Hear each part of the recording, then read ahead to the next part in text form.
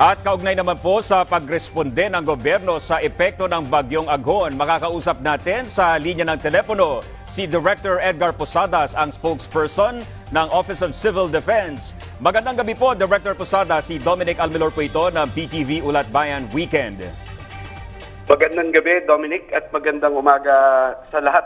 Magandang gabi din sa lahat na nanonood sa inyong programa.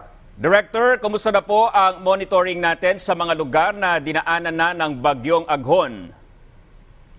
Dominic, so far, yung aside from yung mga na-report kanina nung inyong reporter, no, plus of course ang inyong NDRIM OC ay naka-red alert simula kahapon, ano, pagkatapos nung PIDRA Core Group na pagpupulong para mas matutukan ito. And aside from the whole day we were monitoring, so far ang mga reported lang na significant are yung mga strandies talaga, Dominic, no. Kanina doon pa lang sa regions 5 and 8 umaabot na sa higit 2,000 na yung strandies in 20 ports, no. Tapos kanina, although hindi pa siya nailalagay doon sa official na count, kasi kino-consolidate natin to, meron ding mga reported na strandies sa lugar ng Mimaropa. So dumadating pa yung mga reports ngayon, Dom. So pagkatapos yung kasi kararaan ng bagyo sa kanila, pero hindi pa rin lumalabas si Aghon sa ating area of responsibility. So we continue to monitor. Director, ano na po yung mga lugar na pinaka-apektado nitong bagyong Aghon, Director? Kahapon we identified actually regions ito, Dominic, no? Yung high risk base sa forecast at base din sa pag-layover ng ating susceptibility ng mga barangays, no, sa bagyo na ito. In-identify natin ang NCR, ang CAR, ang Region 5 at Region 8 as high risk, no? Sila yung naka-Charlie protocol.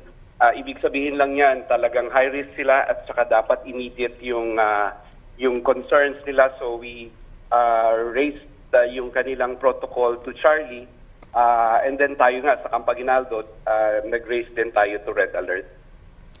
Director, paano po ba natin pinaghahandaan yung pagdating ng kalamidad gaya po nito? We understand, nagkaroon po kayo ng pre-disaster risk assessment kahapon, Director? Yes, tama yun.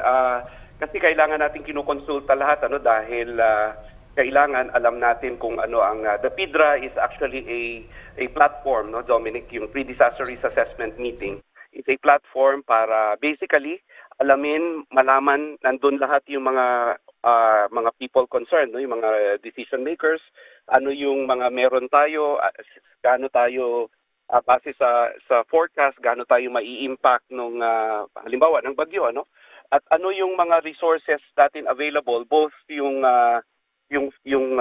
sa human resource at saka yung mga food and non-food items, yung mga logistical requirements natin, ano yung kulang tayo at ano yung kailangan natin. So ina-identify natin yan. Plus, Dominic, yung ang maganda dito, we were able to preposition already, no, kasi allowed yon yung prepositioning of goods, both yung food and non-food items. Napadala na natin doon way ahead, no? So nagagamit nila yan. And then of course yung layers of response, no, yung sa LGU muna, kapag na-deplete yung resources nila, they can ask from our regional resources, no, both sa DSWD at saka sa OCD. And then kung kailangan pa doon hanggang sa national, we are ready to respond and provide the necessary assistance when needed.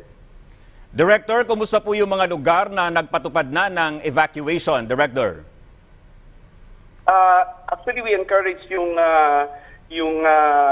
preemptive evacuation, Dom. So, pero yung bilang as to the number kung ilan yung nagpatupad na, we are still receiving yung reports, no? At pag na-receive natin, we will report that to you, ilan yung tao at kung saan ito. But we are encouraging, no, kung sa palagay ng ating mga lokal na pamahalaan na kinakailangan, then please do so. Sa atin naman po mga kababayan, let us heed the call ng ating mga kinauukulan para din po mapanatili tayong ligtas at ligtas yung ating mga pamilya.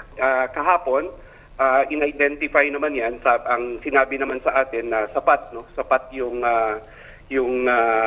resources natin, no?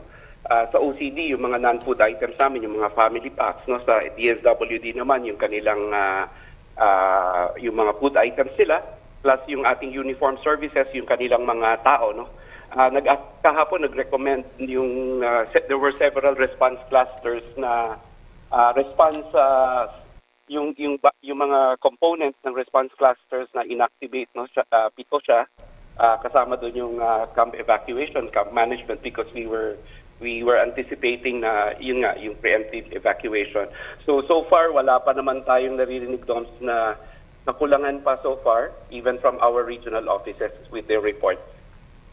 Alright, maraming salamat po, Director Edgar Posadas ng Office of Civil Defense.